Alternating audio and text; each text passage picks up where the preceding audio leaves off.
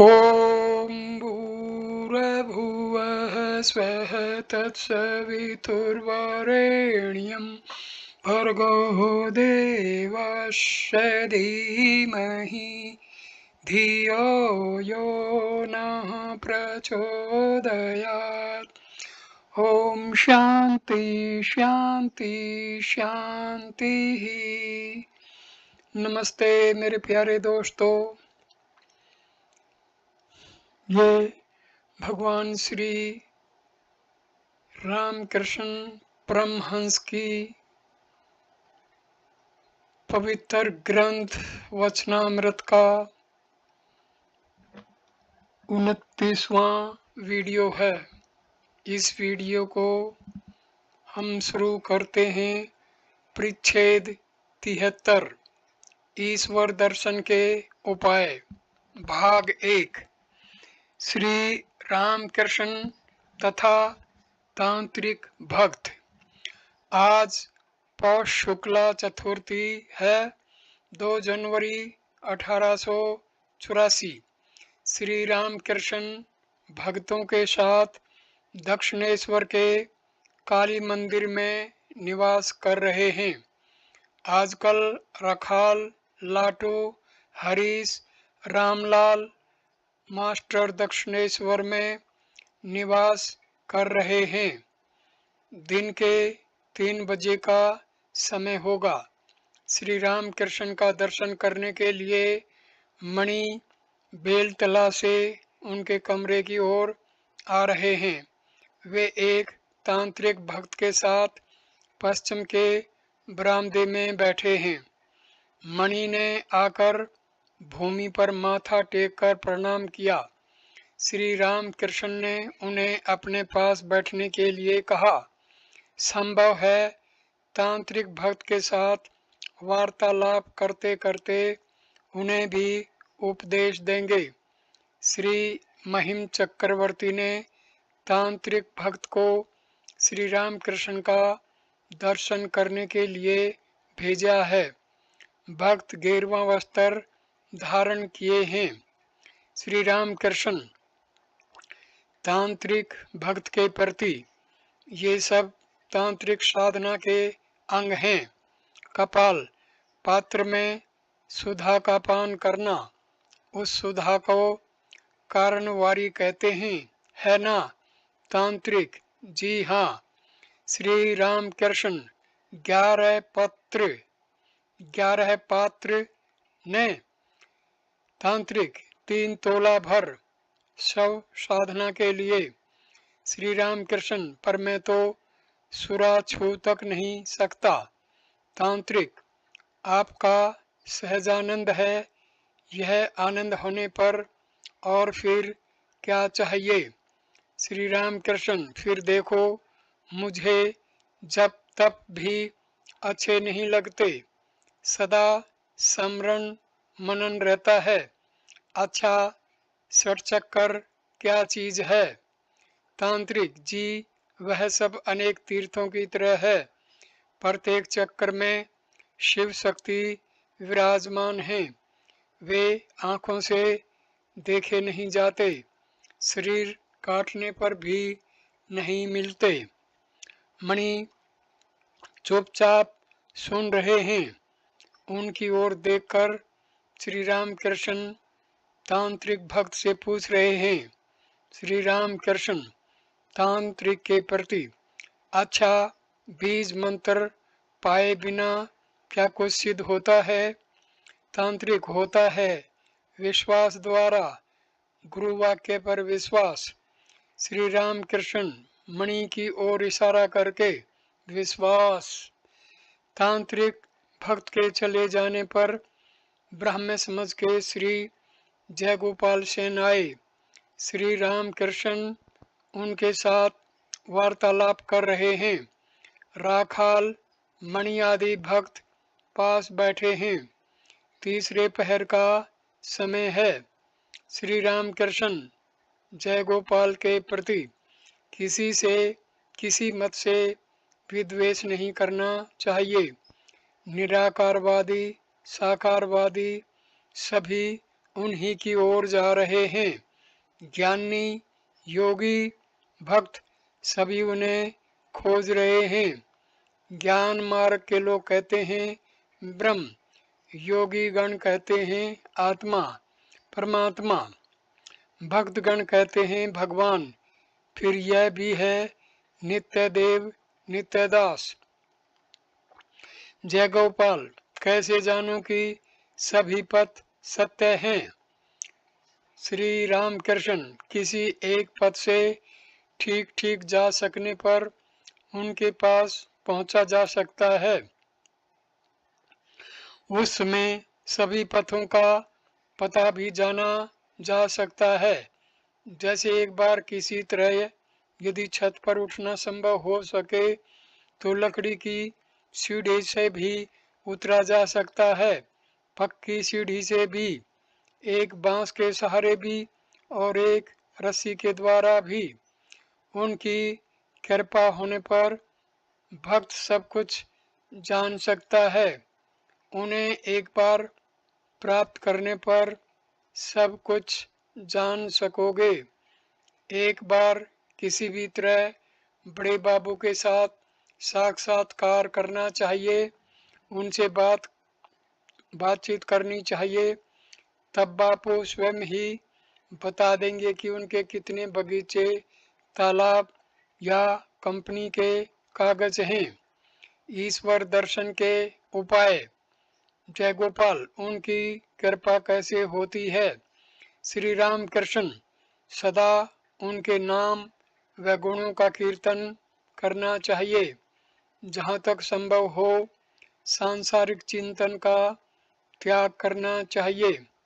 तुम खेती करने के लिए अनेक कष्ट से खेत में जल ला रहे हो, परंतु खेत की मेड़ पर के एक छेद में से सब जल बाहर निकल जा रहा है।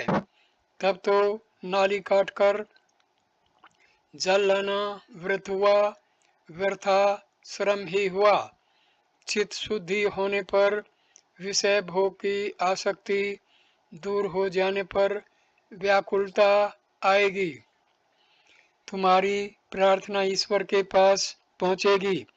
टेलीग्राफ का तार टूटा रहने पर अथवा उसमें अन्य कोई दोष रहने पर तार का समाचार नहीं पहुंचेगा। मैं व्याकुल होकर एकांत में रोता था। कहाँ हो नारायण कहकर रोता था।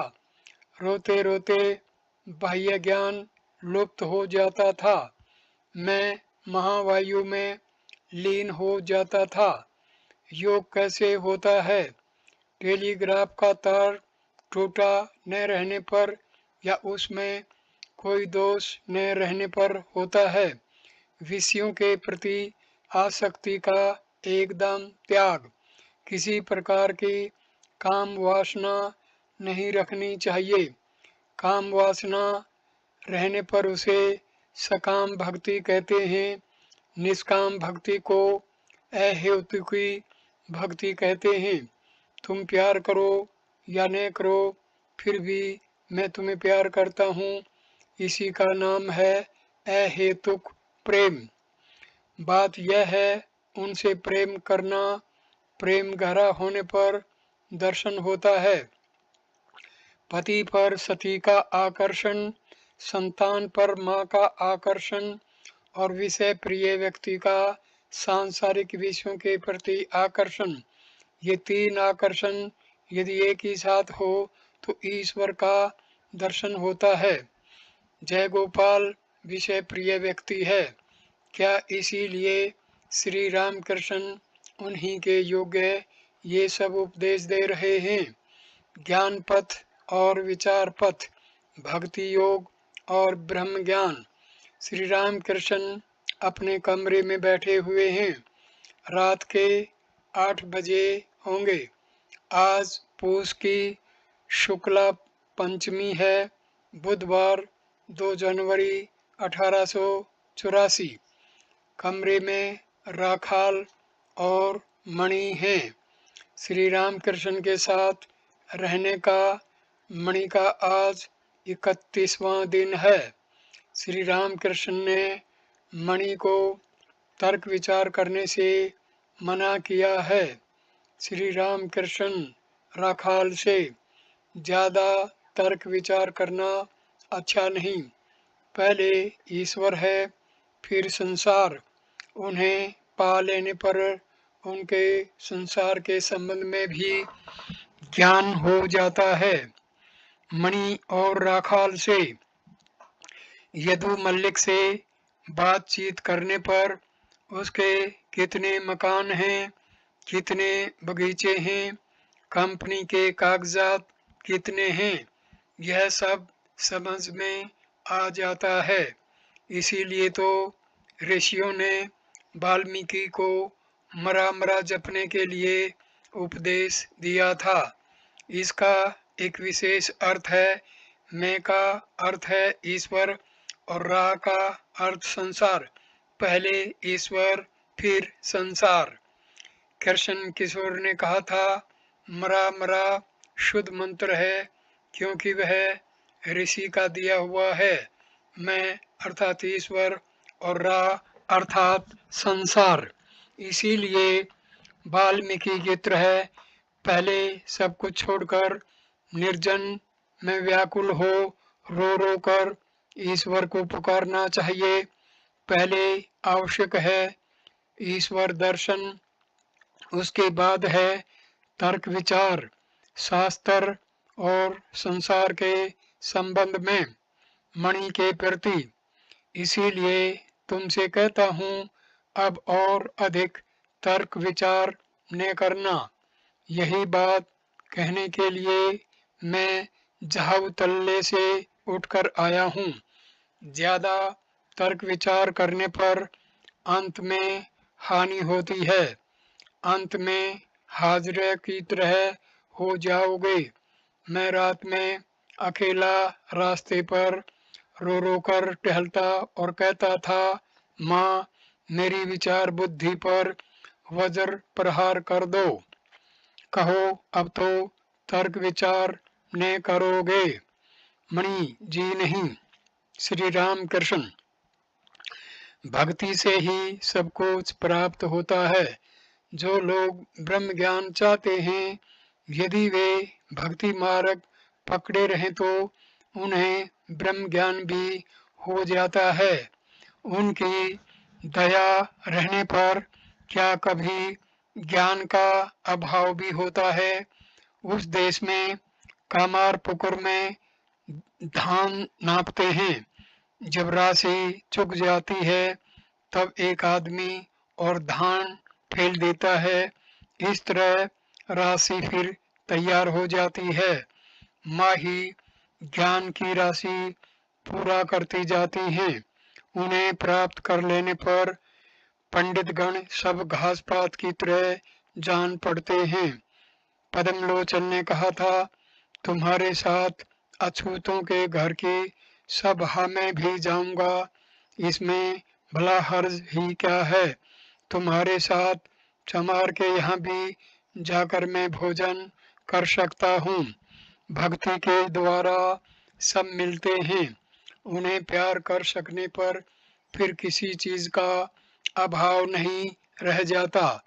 माता भगवती के पास कार्तिकेय और गणेश बैठे हुए थे। उनके गले में मणियों की माला पड़ी थी। माता ने कहा, जो पहले इस ब्रह्मांड की परिक्रमा करके आ जाएगा, उसी को मैं यह माला दे दूंगी। कार्तिक उसी समय फौरन ही मयूर पर चढ़कर चल दिए। गणेश ने धीरे धीरे माता की परिक्रमा करके उन्हें प्रणाम किया। गणेश जानते थे माता के भीतर ही ब्रह्मांड है। माँ ने प्रसन्न होकर गणेश को हार पहना दिया। बड़ी देर बाद कार्तिक ने आकर देखा कि उनके दादा हार पहने हुए बैठे थे। मैंने माँ से रो रो कर कहा था, माँ वेद वेदांत में क्या है मुझे बता दो। पुराण तंत्रों में क्या है मुझे बता दो। उन्होंने मुझे सब कुछ बता दिया है। कितनी बातें दिखाई हैं। सच्चिदानंद गुरु को रोज प्रातःकाल पुकारते हो ने? मणि, जी हाँ। श्री राम कृष्ण, गुरु कर्णधार हैं। फिर देखा मैं एक अलग हूँ, तुम एक अलग। फिर कूदा और मछली बन गया। देखा कि सच्चिदानंद समुद्र में आनंद पूर्वक विचर रहा हूँ। ये सब बड़ी ही गुह्य कथाएं हैं। तर्क विचार करके क्या समझोगे? वे जब दिखा देते हैं तब सब प्राप्त होता है। किसी वस्तु का अभाव नहीं रहता। शुक्रवार 4 जनवरी 1884 ईस्वी, दिन के 4 बजे के समय श्री राम कृष्ण पंचवटी में बैठे हैं। मुख पर हंसी है और साथ हैं मणि, हरिपद आदि। हरिपद के साथ स्वर्गीय आनंद चटर्जी के बारे में बातें हो रही हैं और घोषपाड़ा के साधन भजन की बातें। धीरे धीरे श्री रामकृष्ण अपने कमरे में आकर बैठे हैं। मणि, हरिपद, राखाल आदि भक्तगण भी उनके साथ रहते हैं। मणि अधिक समय बेलतल्ला में रहते हैं। साधना काल में श्री राम कृष्ण के दर्शन। श्री राम कृष्ण, एक दिन दिखाया चारों ओर शिव और शक्ति। शिव और शक्ति का रमण मनुष्यों, जीव जंतुओं, वृक्षों और लताओं सभी में वही शिव और शक्ति, पुरुष और प्रकृति सर्वत्र इन्हीं का रमण। दूसरे दिन दिखाया कि नरमुंडों की राशि लगी हुई है, पर्वताकार और कहीं कुछ नहीं। उनके बीच में मैं अकेला बैठा हुआ हूँ। और एक बार दिखाया महासमुद्र में नमक का पुतला होकर उसकी था लेने जा रहा हूँ। था लेते इसमें श्री गुरु कृपा से पत्थर बन गया। देखा एक जहाज आ रहा है, बस उमड़ पड़ा। श्री गुरुदेव कर्णधार थे। श्री रामकृष्ण मणि के प्रति और अधिक विचार न करो, उससे अंत में हानि होती है। उन्हें बुलाते समय किसी एक भाव का सहारा लेना पड़ता है। सखी भाव, दासी भाव, संतान भाव या वीर भाव। मेरा संतान भाव है। इस भाव को देखने पर माया देवी रास्ता छोड़ देती हैं शर्म से। वीर भाव बहुत कठिन है। शाक्त तथा वैष्णव बावलों का है। उस भाव में स्थिर रहना बहुत कठिन है। फिर हैं शांत, दास्य, सख्य और वात्सल्य तथा मधुर भाव। मधुर भाव में शांत, दास्य, सख्य और वात्सल्य सब हैं। मणि के प्रति तुम्हें कौन भाव अच्छा लगता है? मणि, सभी भाव अच्छे लगते हैं। श्री राम कृष्ण, सब भाव सिद्ध स्थिति में अच्छे लगते हैं। उस स्थिति में काम की गंध तक नहीं रहेगी। वैष्णव शास्त्र में चंडीदास तथा धोबन की कथा है। उनके प्रेम में काम की गंध तक न थी। इस स्थिति में प्रकृति भाव होता है। अपने को पुरुष मानने की बुद्धि नहीं रहती। मीराबाई के स्त्री होने के कारण रूप गोस्वामी जी उनसे मिलना नहीं चाहते थे। मीराबाई ने कहला भेजा, श्री कृष्ण ही एकमात्र पुरुष है। वृंदावन में सभी लोग उस पुरुष की दासियां हैं। क्या गोस्वामी जी को पुरुषत्व का अभिमान करना उचित था? सायंकाल के बाद मणि फिर श्री राम कृष्ण के चरणों के पास बैठे हैं। समाचार आया है कि श्री केशव सेन की अस्वस्थता बढ़ गई है। उन्हीं के संबंध में वार्तालाप के सिलसिले में ब्राह्मण समाज की बातें हो रही हैं। श्री राम कृष्ण मणि के प्रति, जी हाँ, उनके यहाँ केवल व्याख्यान ही होते हैं या ध्यान भी।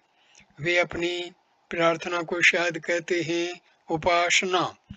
केशव ने पहले ईसाई धर्म, ईसाई मत का बहुत चिंतन किया था।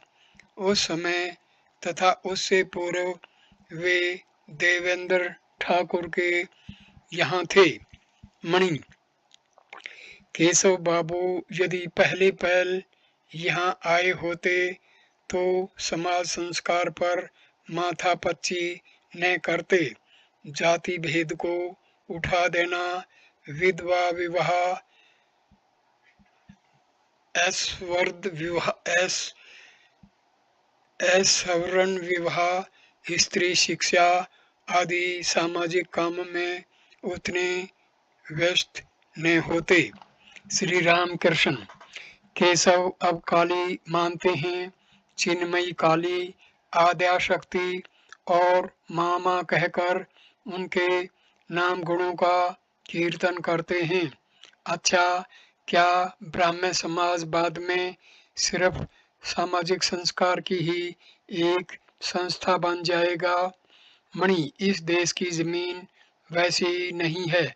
जो ठीक है वही यहाँ पर जड़ पा सकेगा। श्री राम कृष्ण, हाँ, सनातन धर्म, ऋषि लोग जो कुछ कह गए हैं वही रह जाएगा। तथापि ब्राह्मण समाज और उसी प्रकार के संप्रदाय भी कुछ कुछ रहेंगे। सभी ईश्वर की इच्छा से हो रहे हैं, जा रहे हैं। दोपहर के बाद कलकत्ते से कुछ भक्त आए हैं।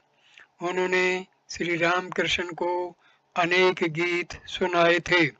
उनमें से एक गीत का भावार्थ यह है: माँ, तुमने हमारे मुंह में लाल चुसनी देकर भुला रखा है। हम जब चुसनी फेंक कर चिल्ला कर रोएंगे तब तुम हमारे पास अवश्य ही दौड़कर आओगी। श्री राम कृष्ण मणि के प्रति उन्होंने लाल चुसनी का नया ही गाना गाया। मणि जी, आपने केशव सेन से इस लाल चुसनी की बात कही थी।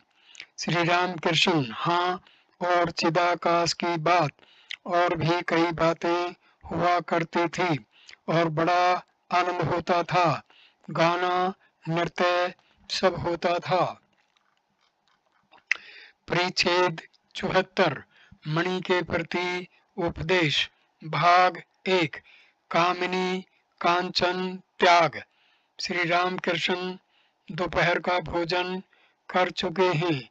1 बजे का समय होगा। शनिवार 5 जनवरी 1884 ईस्वी। मणि को श्री राम कृष्ण के साथ रहते हुए आज 23वां दिन है। मणि भोजन करके नौबत खाने में थे। वहीं से किसी को नाम लेकर पुकारते हुए सुना। बाहर आकर उन्होंने देखा कि घर के उत्तर वाले लंबे बरामदे से श्री राम कृष्ण स्वयं उन्हें पुकार रहे थे। मणि ने आकर उन्हें प्रणाम किया। दक्षिण के बरामदे में श्री राम कृष्ण मणि से वार्तालाप कर रहे हैं। श्री राम कृष्ण, तुम लोग किस तरह ध्यान करते हो? मैं तो बेल के नीचे कितनी ही रूप साफ साफ देखता था। एक दिन देखा सामने रुपए, दुशाला, एक थाल, संदेश और 2 औरतें। तब मैंने मन से पूछा, मन तो इनमें से कुछ चाहता है। फिर संदेशों को देखा, विष्ठा है। औरतों में एक बुलाक पहने हुए थी, उनका भीतर बाहर सब मुझे दिखाई पड़ता था। आंतें, मलमूत्र, हाड़, मांस, खून, मन ने कुछ ने चाहा। मन उन्हीं के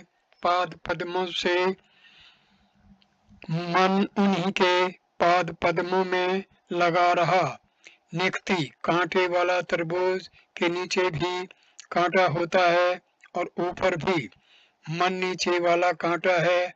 मुझे सदा ही भय लगा रहता था कि कहीं ऐसा न हो कि ऊपर वाले कांटे से ईश्वर से मन विमुख हो जाए। तिस पर एक आदमी सदा ही हाथ में त्रिशूल लिए मेरे पास बैठा रहता था। उसने डराया कहा, नीचे वाला कांटा ऊपर वाले कांटे से इधर उधर झुका नहीं कि यह त्रिशूल भोंक दूंगा। बात यह है कि कामिनी कांचन का त्याग हुए बिना कुछ होने का नहीं। मैंने 3 त्याग किए थे, जमीन, जोरू और रुपया। भगवान रघुवीर के नाम की जमीन रजिस्ट्री कराने के लिए मुझे उस देश में कामारपुकुर में जाना पड़ा था। मुझसे दस्तक करने के लिए कहा गया। मैंने दस्तक नहीं किए। मुझे यह ख्याल था ही नहीं कि यह मेरी जमीन है। रजिस्ट्री ऑफिस वालों ने केशव सेन का गुरु समझकर मेरा खूब आदर किया था। आम ला दिए, परंतु घर ले जाने का अख्तियार था ही नहीं, क्योंकि सन्यासी को संचय नहीं करना चाहिए। त्याग के बिना कोई कैसे उन्हें पा सकता है। अगर एक वस्तु के ऊपर दूसरी वस्तु रखी हो तो पहली वस्तु को बिना हटाए दूसरी वस्तु कैसे मिल सकती है। निष्काम होकर उन्हें पुकारना चाहिए, परंतु सकाम भजन करते करते भी निष्काम भजन होता है। ध्रुव ने राजा के लिए तपस्या की थी, परंतु उन्होंने ईश्वर को प्राप्त किया था। उन्होंने कहा था, अगर कोई कांच के लिए आकर कंचन पा जाए तो उसे क्यों छोड़े। दया, दान आदि और श्री राम कृष्ण, श्री चैतन्य देव का दान। सतोगुण के पाने पर मनुष्य ईश्वर को पाता है। संसारी मनुष्यों के दान आदि कर्म प्राय काम ही होते हैं। यह अच्छा नहीं, निष्काम करना ही अच्छा है, परंतु निष्काम भाव से करना है बड़ा कठिन। ईश्वर से भेंट होने पर क्या उनसे यह प्रार्थना करोगे कि मैं कुछ तालाब खुदवाऊंगा या रास्ता, घाट, दवाखाना और अस्पताल बनवाऊंगा? क्या उनसे कहोगे, हे ईश्वर, मुझे ऐसा वर दीजिए कि मैं यही सब करूं? उनका दर्शन होने पर ये सब वासनाएं एक और पड़ी रहती हैं, परंतु इसलिए क्या दया और दान के कर्म ही न करना चाहिए? नहीं, यह बात नहीं।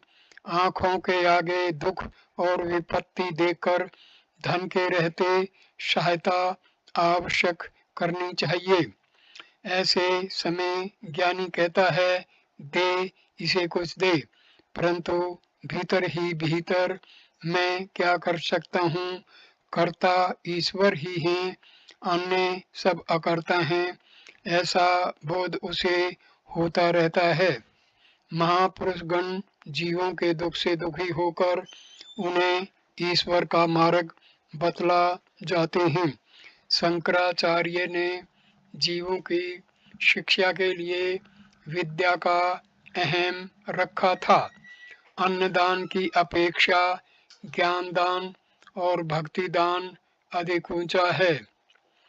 चैतन्य देव ने इसीलिए चंडालों तक में भक्ति का वितरण किया था। देह का सुख और दुख तो लगा ही है। यहाँ आम खाने के लिए आए हो, आम खा जाओ। आवश्यकता ज्ञान और भक्ति की है। ईश्वर ही वस्तु है और सब अवस्तु। क्या स्वाधीन इच्छा फ्री विल है श्री रामकृष्ण का सिद्धांत। सब कुछ वे ही कर रहे हैं। अगर यह कहो कि सब कुछ उनके मत्थे मढ़कर फिर तो मनुष्य खूब पाप कर सकता है, तो यह ठीक न होगा, क्योंकि जिसने यह समझा है कि ईश्वर ही करता है और जीव अकर्ता, उसका पैर कभी बेताल नहीं पड़ सकता। इंग्लिशमैन जिसे स्वाधीन इच्छा फ्री विल कहते हैं, वह उन्होंने दे रखी है। जिन लोगों ने उन्हें नहीं पाया, उनमें अगर इस स्वाधीन इच्छा का बोध न होता तो उनसे पाप की वृद्धि हो सकती थी। अपने दोषों से मैं पाप कर रहा हूँ, यह ज्ञान अगर उन्होंने न दिया होता तो पाप की और भी वृद्धि होती। जिन्होंने उन्हें पा लिया है, वे जानते हैं स्वाधीन इच्छा नाम मात्र की है। वास्तव में वे ही यंत्री हैं। मैं केवल यंत्र हूँ। वे इंजीनियर हैं, मैं गाड़ी। भाग 2। दिन का पिछला पहर है। 4 बजे का समय होगा। पंचवटी वाले कमरे में श्रीयुत राखाल तथा और भी 2-1 भक्त मणि का कीर्तन सुन रहे हैं। गाना सुनकर राखाल को भावावेश हो गया है। कुछ देर बाद श्री रामकृष्ण पंचवटी में आए। उनके साथ बाबूराम और हरीश है। राखाल: इन्होंने कीर्तन सुनाकर हम लोगों को खूब प्रसन्न किया। श्री रामकृष्ण भावावेश में गा रहे हैं, हे सखी, कृष्ण का नाम सुनकर मेरे जी में जी आ गया। श्री रामकृष्ण ने कहा, यही सब गाना चाहिए।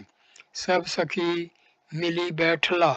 फिर कहा, बात यही है कि भक्ति और भक्तों को लेकर रहना चाहिए। श्री कृष्ण के मथुरा जाने पर यशोदा राधिका के पास गई थी। राधिका उसमें ध्यान में थी। फिर उन्होंने यशोदा से कहा, मैं आदि शक्ति हूँ, तुम मुझसे वर याचना करो। यशोदा ने कहा, वर और क्या दोगी? यही कहो जिससे मन वचन और कर्मों से उनकी सेवा कर सकूं। इन्हीं आँखों से उनके भक्तों के दर्शन हों। इस मन से उनका ध्यान और उनका चिंतन हो और वाणी से उनके नाम और गुणों का कीर्तन हो। परंतु जिनकी भक्ति दृढ़ हो गई है, उनके लिए भक्तों का संग न होने पर भी कुछ हर्ज नहीं है। कभी कभी तो भक्तों से विरक्ति भी हो जाती है, परंतु चिकनी दीवार पर से चूनाकारी धस जाती है। अर्थात वे जिनके अंतर बाहर सर्वत्र हैं, उन्हीं की यह अवस्था है। श्री रामकृष्ण झाऊ तल्ले से लौटकर पंचवटी के नीचे मणि से फिर कह रहे हैं, तुम्हारी आवाज स्त्रियों जैसी है। तुम इस तरह के गानों का अभ्यास कर सकते हो। भावार्थ: सखी, वह वन कितनी दूर है जहाँ मेरे श्याम सुंदर हैं। बाबूराम की ओर देखकर मणि से, देखो जो अपने आदमी हैं वे प्राय हो जाते हैं। रामलाल तथा और सब लोग अब जैसे कोई दूसरे हों।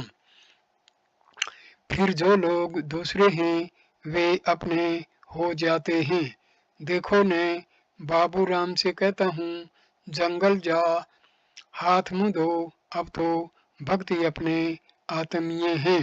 मणि, जी हाँ, चित्त शक्ति और चिदात्मा। श्री राम कृष्ण पंचवटी की ओर देखकर, इस पंचवटी में मैं बैठता था। ऐसा भी समय आया कि मुझे उन्माद हो गया।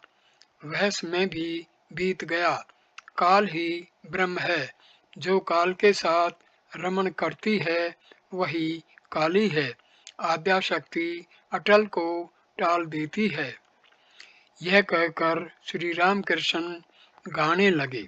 भावार्थ, तुम्हारा भाव क्या है, यह सोचते हुए यहाँ तो प्राण ही निकलने पर आ गए।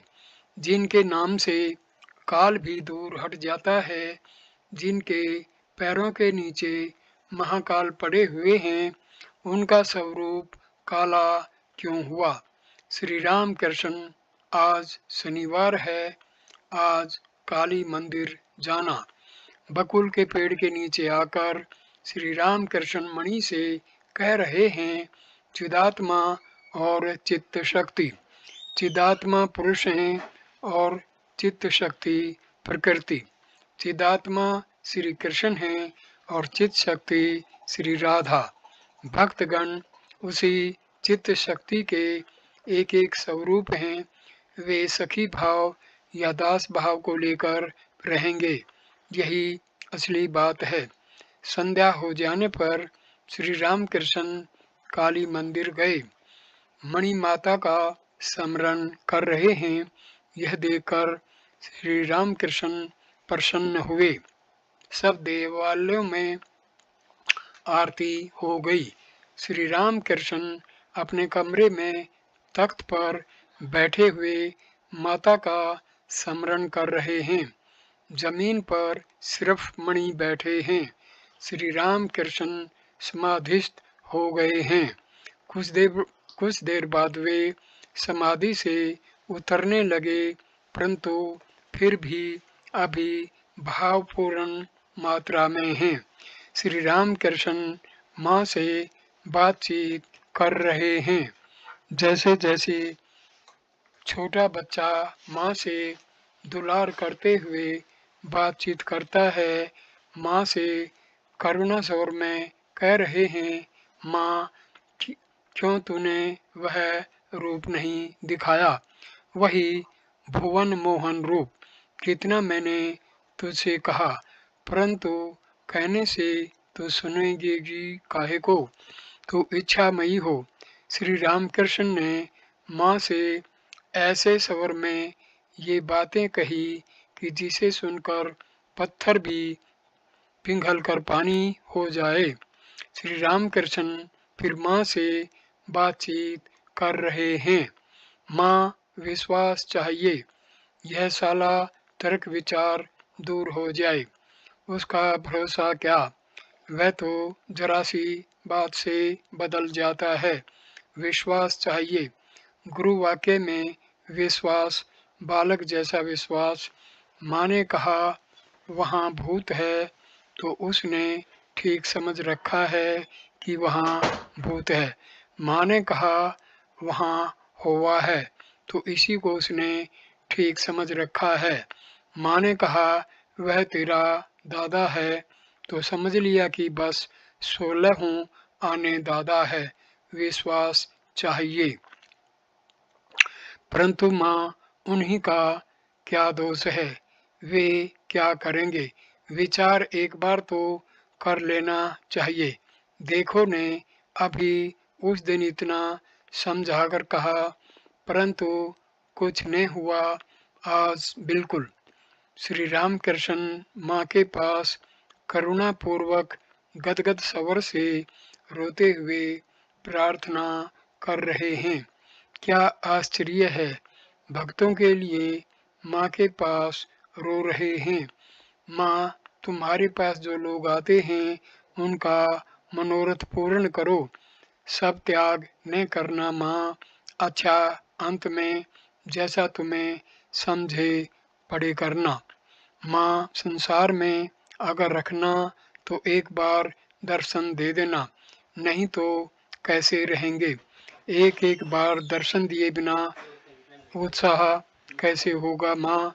इसके बाद अंत में चाहे जो करना। श्री राम कृष्ण अब भी भावावेश में हैं।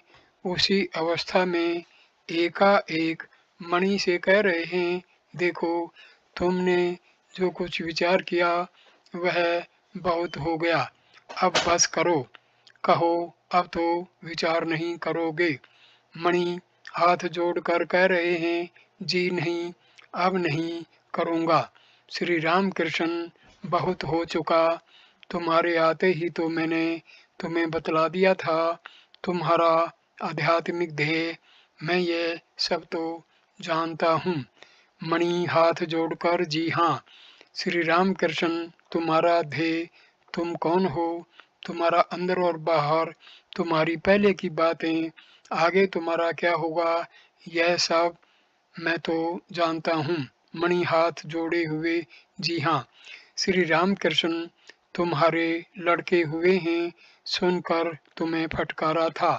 अब जाकर घर में रहो, उन्हें दिखाना कि तुम उनके अपने आदमी हो, परंतु भीतर से समझे रहना तुम भी उनके अपने नहीं हो और वे भी तुम्हारे अपने नहीं। मणि चुपचाप बैठे हैं। श्री राम कृष्ण फिर कहने लगे, अपने पिता को संतुष्ट रखना। अब उड़ना सीखा है तो भी उनसे प्रेम रखना। तुम अपने पिता को साष्टांग प्रणाम कर सकोगे न? मणि हाथ जोड़े हुए, जी हाँ श्री राम कृष्ण, तुम्हें और क्या कहूँ, तुम तो सब जानते हो, सब समझ गए हो। मणि चुपचाप बैठे हैं। श्री राम कृष्ण, सब कुछ समझ गए हो न? मणि, जी हाँ कुछ कुछ समझा हूँ। श्री राम कृष्ण, नहीं, तुम्हारी समझ में बहुत कुछ आता है। राखाल यहाँ है, इससे उसके पिता को संतोष है। मणि हाथ जोड़े चुपचाप बैठे हैं।